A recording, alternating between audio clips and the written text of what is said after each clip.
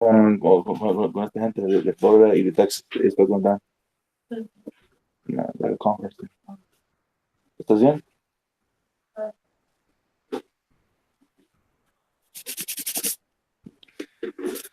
School tomorrow, Dan. School tomorrow. A full day too. There is no 2-hour delay. Hello everyone, my name is Mirna, and on behalf of the Mindalia TV team, welcome to Mindalia live streaming, where thousands of people around the world gather daily to see the lectures and interviews organized by Mindalia TV. Today with us, Angel Ribo, CEO consultant, TV host, international public speaker, and president of the Wisdom for Kids Foundation, is once again co-hosting with our dear Dan Blanchard. Dan is also a best-selling and award-winning author, speaker, and educator. We're going to be bringing with us Dan Flores. Before starting with them, we want to remind you that Mindalia's mission is to share information that can help raise the level of consciousness around the world. You can help us by subscribing to our channel, leaving us a positive comment down this video, or sharing it with someone that you know that is going to benefit of the content that we're going to be talking here today. Also, while we are live streaming, we have the active chat screen that you're going to be seeing on our side or under this video if you're seeing us from a smartphone, and through there you can interact with us, ask your questions. They will be kindly answered at the end of the interview. We also want you to collaborate with Mindalia with your own valuable content, and for that you can go to our website. On the top, you're going to find a link. It says Collaborate with Mindalia. That link is going to take you to a form that you can fill out, and our technical team will be getting in contact with you. You can collaborate with Mindalia in English through Mindalia TV English, in Portuguese through Mindalia Televisão, and Spanish through Mindalia Televisión. Visit our different platforms, channels, follow our Facebook pages and Instagram accounts. In that way, you help us not only to reach as much people as possible, but also you keep yourself updated with the information that we are sharing there on a daily basis. Information as beautiful and as interesting as the one that you see on Mindalia TV. We're not going to delay this any further, and I'm going to be leaving you now with Dan, with Angel, and with Dan Flores. Guys, welcome to Mindalia live streaming. The screen is yours. Thank you very much, Mirna, for the introduction, and welcome back, Daniel Blanchard. How are you today? Wonderful, Angel. It's so good to see you again. Looking forward to another great show, and we got a great guest today, Dan Flores. It should be a fabulous time, Angel. Exactly. I'm going to try not to make mistakes and call you each of the Dans today. So thank you for being here. It's a President's Day. Is it holiday in Connecticut as well? Yes, it is. Yes. Okay, wonderful. So that means that the entire country, because here in Texas it is, and I think in Florida it is as well. So it's a special day. Obviously, we have to thank Daniel Flores for being here on a holiday and allow us to exactly to grasp a little bit of his wisdom and share it with the rest of the audience. So, Daniel, Daniel Blanchard. Let me ask you, how did you actually meet Daniel Flores in the first place? Great, Angel. Thank you. So I got to tell you, Dan Flores is such a pleasure to know. He's such a great guy. We're both educators, and we both work in the city of New Britain. And I met Dan at New Britain High School, which was the largest inner city high school in Connecticut. And Dan and I worked together for several years in that school. We never worked in the same classroom, but we got to know each other from being in the same building, although it's a large building. But Dan Flores has been doing some great things as para-educator. He's a para-educator of the year. Why not? Yep, he's pretty impressive, right? Congratulations, Dan Flores. And he's a professional speaker.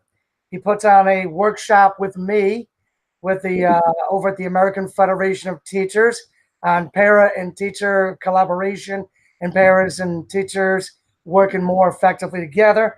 And Dan and I are also slowly co-authoring a book. So you know how like attracts like, Angel. Now there I am over there in the educational world, doing my thing, getting some good stuff done.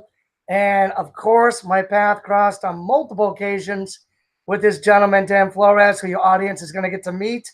And when my path kept crossing with him, I kept saying, who is this Dan Flores guy? I got to get to know him a little bit better.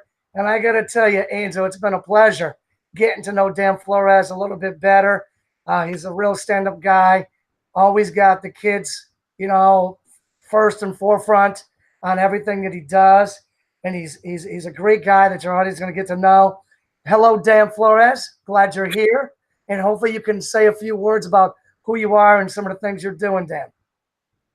Absolutely. Thank you guys for having me here. Thank you, Dan Blanchard, for that nice intro that you actually put out. Hello, folks around the world. My name is Dan Flores.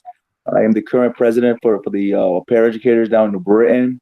I've been working as a para, which is also known as a teacher assistant, for about like 9 years or so in the education. Prior to that, my background has always been into child and youth development. So working after school programming, being a mentor for like troubled youth, at-risk youth in the Hartford area as well.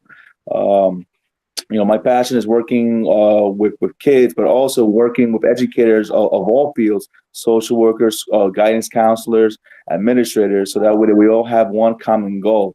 And that's basically one of the many talks me and Dan Blanchard have, is how can we connect all these different jobs, all these different professionals, so that way that we can reach the ultimate goal, which is basically to educate our kids in public education, which can be like a monster beast in itself, just knowing the ins and out of it, Yeah, that's wonderful, Dan. Thank you. And Angel, Dan does so many amazing things. He's Mr. Utility. He's very versatile. He works with so many different people in so many different capacities, just within the school system. I don't think there's a niche within the school system that he doesn't positively influence and affect and work with, from the teachers to the classroom students, to the school administration, to the support staff, the counselors, the psychologists, the parents, and the list goes on and on and on. And, downtown, he works with on the state level, local level, and state level. Yes, I do. The educators in the union, through the American Federation of Teachers. And I do a lot of those things too, Angel, as you already know, and your audience probably already knows. And I think that's one of the reasons why me and Dan Flores click so well, is that we do extra things. We just don't clock in every day at 7 and clock out every day at 3:30.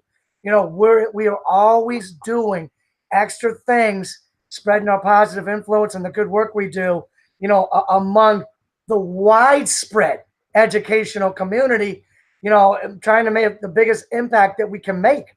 And I know that Dan showed up a couple of my workshops. Now, Angel, these are like, later night. I'm sure Dan Flores wanted to go home and spend some time with his wife and his family and all that. But on multiple occasions, Dan showed up at some of my workshops that I was given around the state for the American Federation of Teachers. And at the end of the meeting, when, people are rushing out to get home because it's late to go see their families, Dan's hanging around. Dan Flores is hanging around talking to me and the professional development person from the American Federation of Teachers. And as we're going back and forth, I say to the professional development director of American Federation of Teachers, I say, hey, what would be a good idea? It would be a good idea if me and Mr. Flores, myself being an award-winning educator, Mr. Flores being an award-winning para-educator, it would be a great idea if the two of us got together and did a workshop. And we've been doing this. We've been on a speaking tour for the American Federation of Teachers. Like I said, Angel, we're slowly writing a book on the same topic because people are asking if we have a book, and we're like, oh, not yet, but we're going to just give us some time. We're going to have it. And we've been doing some great things and having a lot of fun. Maybe you could share, Dan Flores, just a little bit of your side of that experience that I'm talking about. Oh, absolutely. Honestly, if you look at any field, you always have the doctor and the nurse, right? You have the lawyer and you have the paralegal.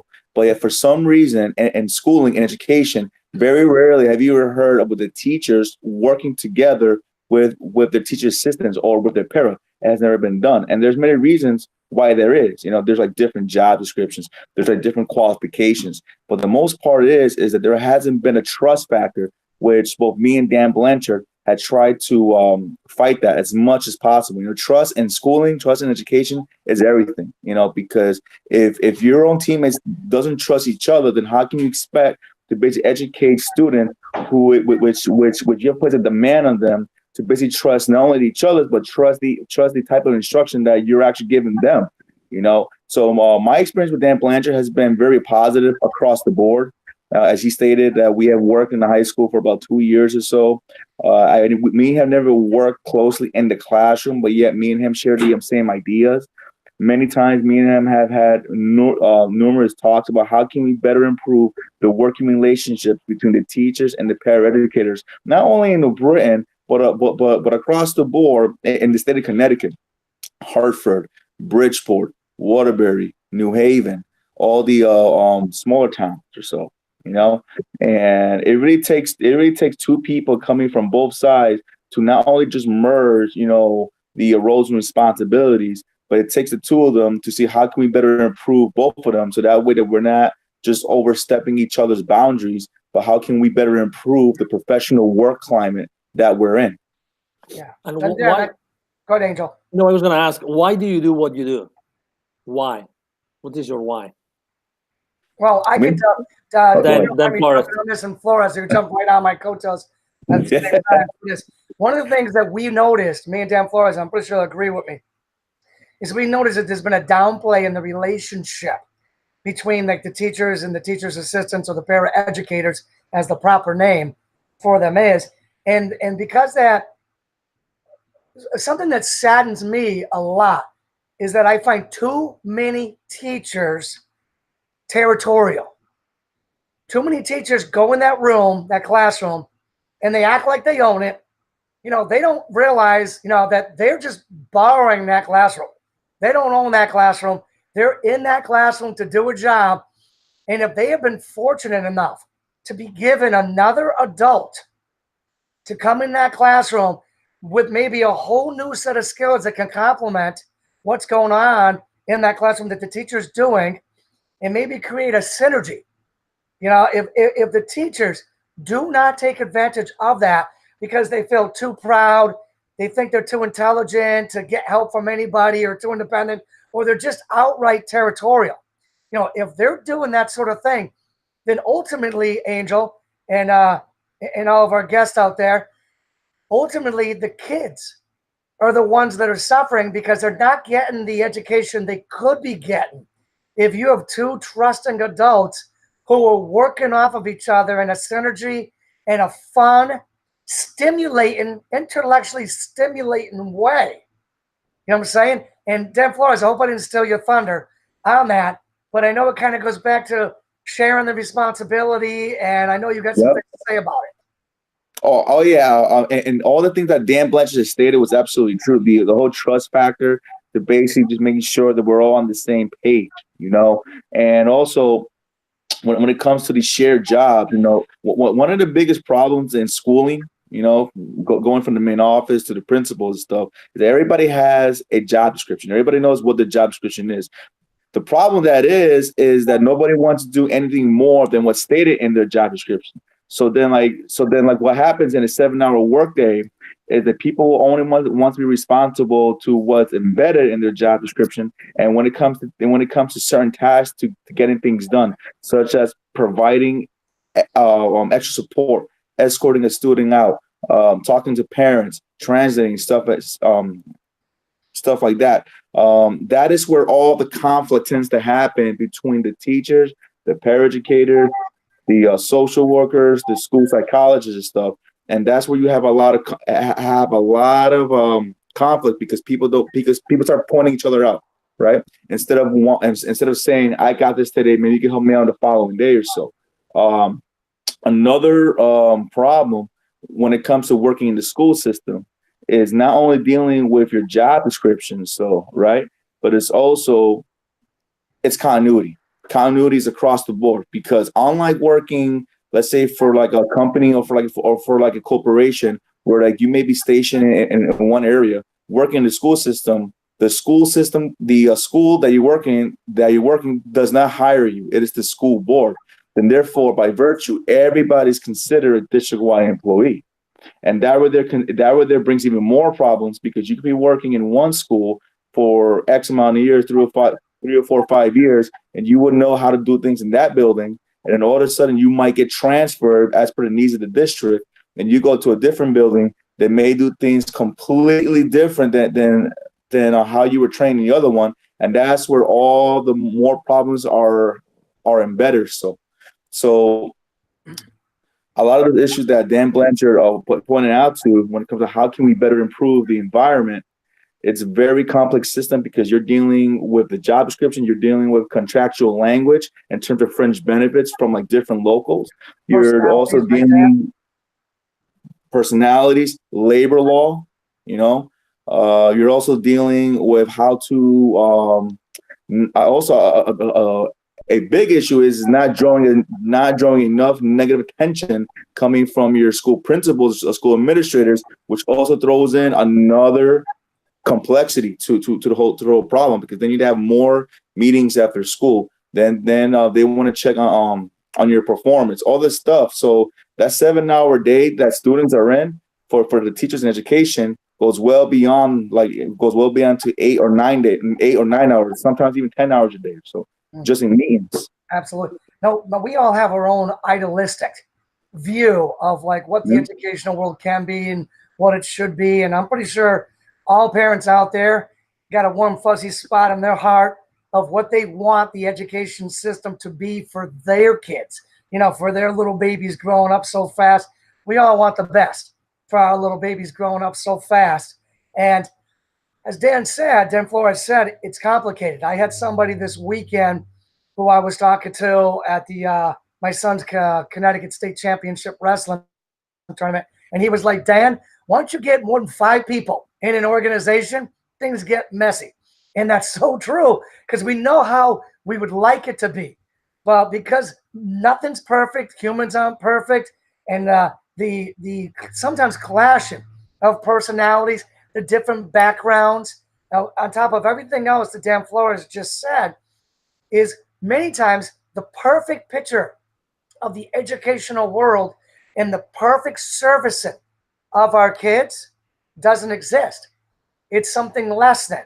And our goals, mine and Dan Flores' goal, Angel, your goal, is to try to make the world a better place through educating our youth the best we can. You know, and we try the best we can. And that's why Dan Flores, you know, Angel, that's why we all do so many different things. We take more of a holistic approach where we learn on a wide scale of things that are working, and we borrow them from other fields, and we try to apply them the best we can in our imperfect ways to try to make the world a better place for our youth by providing the best imperfect educational experience we can for them. And me and Dan Flores, we get this nice little exercise that we do in our talk where we got this little stretchy band, Angel, and all your viewers out there. And in it, you know, I pull one direction, acting like the big hotshot teacher, saying that I do this, I do all this, this is my job, and you know, and I'm the guy that's doing this. And Dan pulls me back and says, hold on, not so fast there, Teach. I do a lot of that stuff too. And it becomes a cold hard fact that he's correct. And then he pulls the band and gets this big visual of all the things he does. You know, he does this, he does that, and he does this. As the paraeducator, that's his domain, his turf. You know, and then I pull him back and I say, Dan, Mr. Flores, I do some of those same things you're talking about. And then Dan Flores is humbled and has to say, you're right.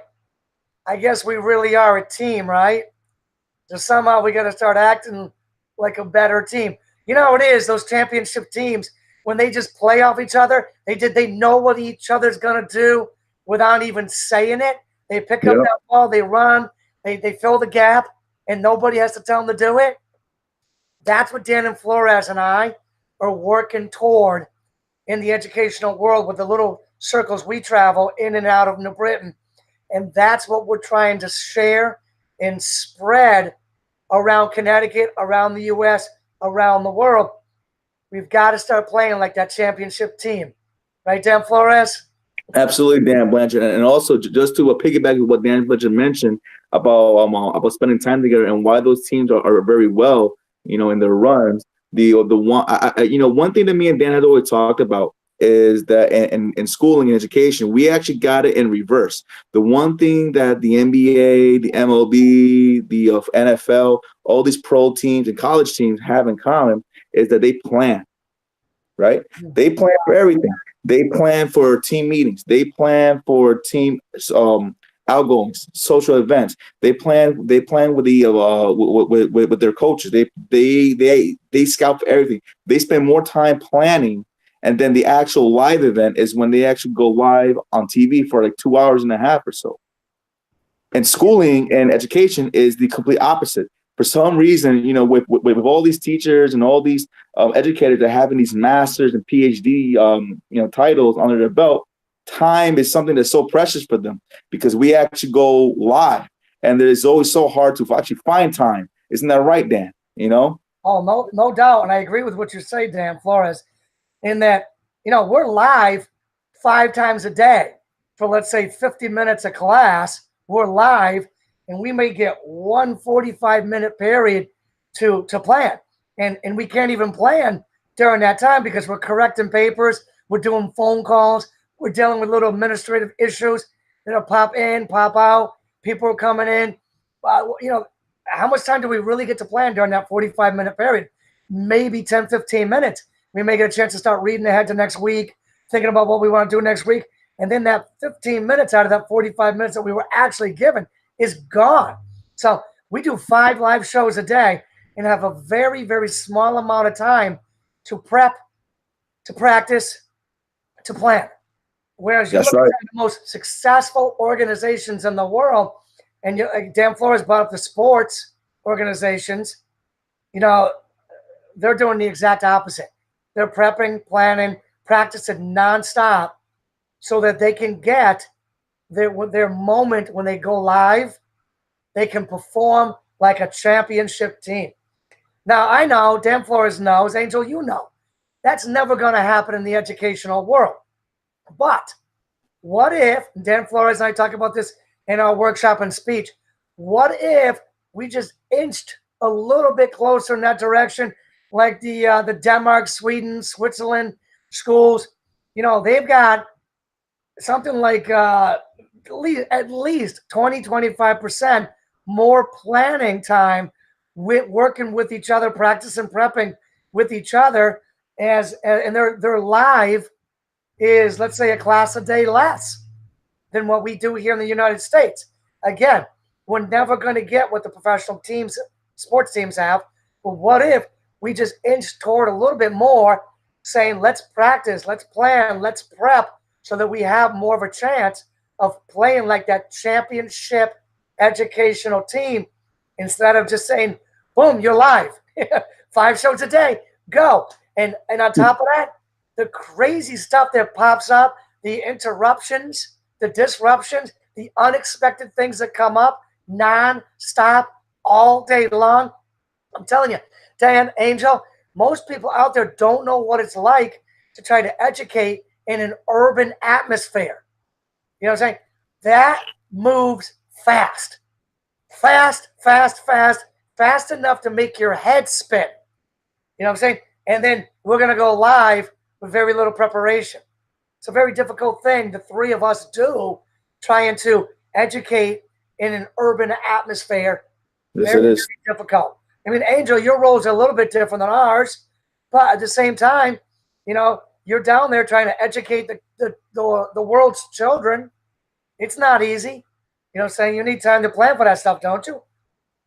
Oh yeah, absolutely. Yes. I mean, exactly. I probably have much more time than you to plan, exactly, because my field trips, let's say, are far away, and I get to touch those underprivileged communities in remote areas, suburban areas, in indigenous communities, rural areas in Latin America, and help those underprivileged kids to become entrepreneurs. But it's true. I mean, there's always something that happens, and it's but I'm really blessed that I'm able to plan, and I'm able, they're really waiting for us. They're really expecting us to do what we do, and we really work like a team, or as a team with the principal and all the teachers and different people that work in the school, because obviously the infrastructure is very, very basic. So, there's only something that really happens very often is that, unfortunately, there are some budget cuts very often in the rural and indigenous communities. And then it's really amazing how teachers get together and they actually, out of their own pay, they pay the other teachers to be able to give, education to the rest of the kids of the community. So that happens very, very, very often. So imagine places where, those are really like poor areas, and the teachers are having really like, I'm talking about public school systems. If there's a schools in there in which the kids pay $25 to attend for a whole year, and the teachers get really like very, very, small amounts of money, but they still chip in to pay more teachers so that their kids, which is the most important thing, they get what they need to get, which is education and, attention and love and everything else. Because you were talking about planning, but what about when you mention life? I like the concept of life, because on a life, you do everything. You're just yourself, and you give everything you got. Everything you got, you give. Everything, no matter what, so it's really yourself. It's like the human being Dan Flores and the human being Dan Blanchard acting, giving the best of yourselves all the time, consistently, and it's wow, it's wow. Yeah, That's why, so go ahead. Yeah, no doubt, Angel. And people don't realize that when you're a teacher, you're on 5 shows a day. It could be 45, 50-minute classes, whatever it is, but you've got 30 sets of eyeballs trained on you, scrutinizing you, looking for the slightest mishap, flaw. You said a word wrong. You said a word that could be misinterpreted. And heaven forbid, if you said a word that could be misinterpreted in a dirty little way, right?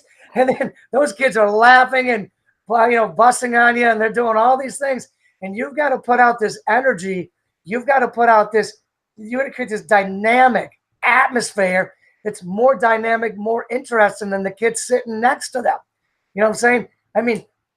Go and look at any Broadway star and see if they're putting on 5 shows a night. Go and look for a band, a music band, and see if they're putting on 5 shows a night. And the answer is no way are they doing that night after night after night after night.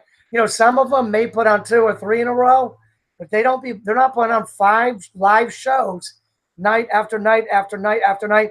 And you go in the business world as well, and they may have their presentations they got to do and similar things of that nature. But it's the same thing. They have their downtime where they get to go in their office and get some work done, or get on the phone, make some phone calls, or whatever it is. So they're not putting on 5 shows, live shows, night, or day after day after day, whatever it may be. So people don't realize, how much energy, that I, Dan Flores, exert while we're doing this. And Angel, as you say, there's not a lot of money in the educational world.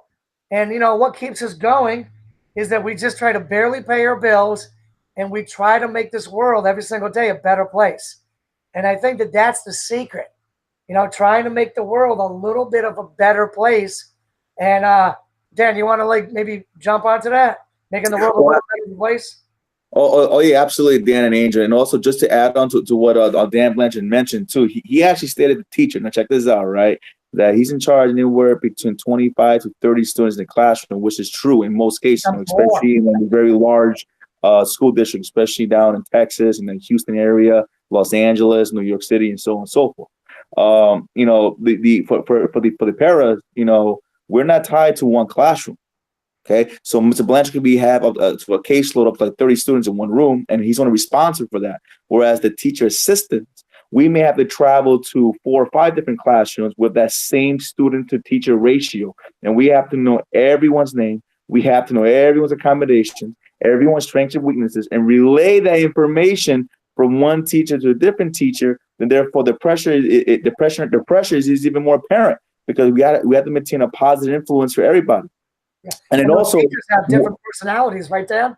Absolutely. different styles, different people to work with. And also, one of the biggest hardships working in the school system, Angel, is this. Unlike working for any type of company where the company can actually deny service, right? Because a customer is being very upset. Education, we can't do that, especially in public education where everyone's welcome. And when I say everyone, I mean it's all in. Students with special needs, students with emotional trauma, students coming from like very poor economic backgrounds, students who students who are very bright, students who require much adult assistance. Everybody's in under that same umbrella. And that is where the lack of funding comes in, because oftentimes education is not really prioritized the way it needs to be as compared to the other schools, across the world, like in Sweden, Dan mentioned, Norway, the schools down in Germany, in Europe, where they actually value education and they actually embedded that planning time so that way they can actually execute their plan that they have, and working in the school system is very complex from the moment when you enter, from the moment when you leave. And Dan's absolutely right that students are constantly monitoring all educators for any little thing, and you don't know what agendas they may have. Oftentimes when you work in the stores, so it's very simple. You go in, you buy something. If you have a complaint, you can go to the complaint department, transfer, get a credit, and bing, bang, boom, you're done. Right? In school, we don't have that luxury, because if you have a problem day one, they'll come back with the same problem day 2, 3, all the way until they graduate or until the age of 21 or so. So that's why sometimes when Dan was mentioning that we're underpaid and the problems in the schools is very rare, because we're dealing with people. We're actually emotion drives emotion. We're often dealing with the emotions of everybody, the students, the staff members, and how can we balance that emotion so that way that the work climate for everybody improves. And that's the key right there. It's the work climate. Yeah. And Dan Flores, I would like to ask you, because it's the first time that we see you, and the audience would like to know more about you. How did you start? How did you decide to be in this world? What in your life moved you to be and to do what you do today? In education? Yes. Oh, yeah, absolutely. So I actually started out working with kids and youth when I was 21. I graduated high school when at the age of 19 or so. And during that time, I needed a job so that way that I can do well. So then my first job was working in summer camp down in Berlin, or YMCA, down here in Connecticut. And I was there with them for about 5 years or so. And then therefore, during that time, I graduated college. I had my associates in science. And then I was looking for a job that can basically do more. So, and that is where I found the job, Para-educator online. I applied for it, and then I got hired with the school board back in 2010. And then from that day on until now, I've worked in a vast variety of programming, from pre-K all the way up to 12th grade. Working with our mainstream students, ELD students, which is also known as ESL, special needs students, and more importantly, now in the last 4 years, working as the para-president, been working very closely hard to working with our staff members, so that way that we actually help improving not only when it comes to instructional control, but also how to better improve the work climates and the professionalism across the board. So my background in child and youth really stemmed for over like 12 years or so, and it is still improving each day. That is how I got started. Awesome. Beautiful story. And, we've talked about a lot of many different things today that happen every day in the rooms, right? In the classrooms of America. If you had to choose only one thing that you would like the educational system to change, what would be that one thing, Daniel Flores? The one thing it's funding. It's funding. That's what it comes down to in most cases. The way it works, the way it works is, right, it deals with the taxes, right? Each town, they actually have their own different taxes, and the taxpayers determine how much funding goes into school. And the less money you have, the less funding that the schools that the school district has, that puts more pressure for the existing workforce to actually produce the same quality of work, right? And the thing is that it's not always a guarantee with students that they will produce the same quality work because they're not cars, right? This is not like Toyota where like you can mass produce 1,600 cars a day with the same standard, with the same quality stuff. That's why the often says that you cannot manufacture a student. I mean, if you could show me how, you know. And then right there, Blanchard. If I could piggyback on that, Yes. I mean, from what I've seen, is when you've got cozy little environments built on trust and love, you know, maybe like little neighborhood schools where everybody gets to know everybody. You know, you bump into them at the supermarket, you hang out with them at the bowling alley or whatever it may be. You're going to have yourself a nice little community within that school building. And you're going to have a lot of success in that school building. And then you take what me and Dan Flores have seen so often across this country. You got these huge box high schools where you could have 1,000 freshmen coming in to your high school, and you don't know 95% of them. You're never going to see them because the teachers pretty much, you know, they're coming in usually from outside your community. You know, it's not like a little neighborhood sort of thing. So when the school day is over, teachers are leaving to go back to their homes, wherever they live.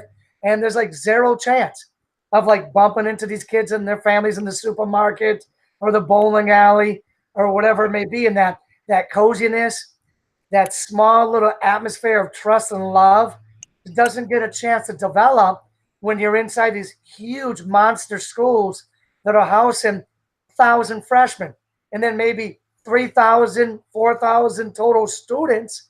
You know, depending on where it's at, you go down to many places in this country, you could have 6, 7, 8, 9,000 kids in one school. The bus line that's picking them up is a mile long. You know what I'm saying? So how are you going to educate those kids when you feel like you don't even know them? They feel like they don't know each other. They feel like they don't know the staff. You know what I'm saying? Where do you build the relationships, the trust and love, the love of learning? You know, where do you build that? Very, very difficult to build that in those extremely large cookie cutter high schools. Mm-hmm. And that's done for one reason, to save money.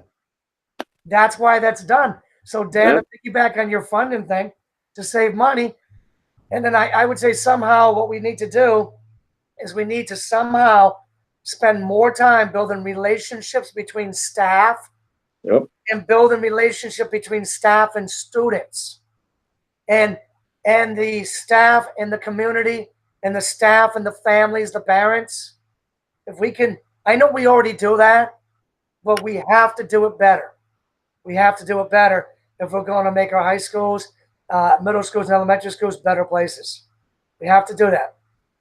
We have to wrap it up already. It's been an amazing conversation. I would like everybody to know how can we find Daniel Flores online?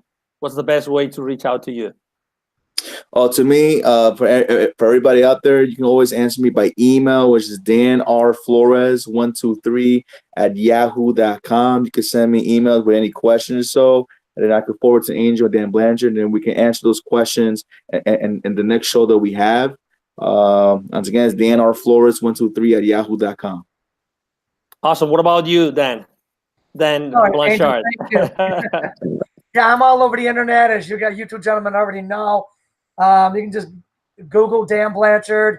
Look me up at danblanchard.net, granddaddy6.com, any of the social media. Be sure to check me out at Amazon. Check out my book, The Storm, or any of the others. You'll see me everywhere. Zip me an email. I will return your email. So please do reach out. Absolutely. We will. So again, thank you very much for being on Mindalia TV, Daniel Flores. It's been a really, really big pleasure. Anytime. Thank you so much, Angel. Thank you, Dan. Thank you. Thank you, Dan. Again, another great show. Thank you very much for being so present today. Thanks, Angel.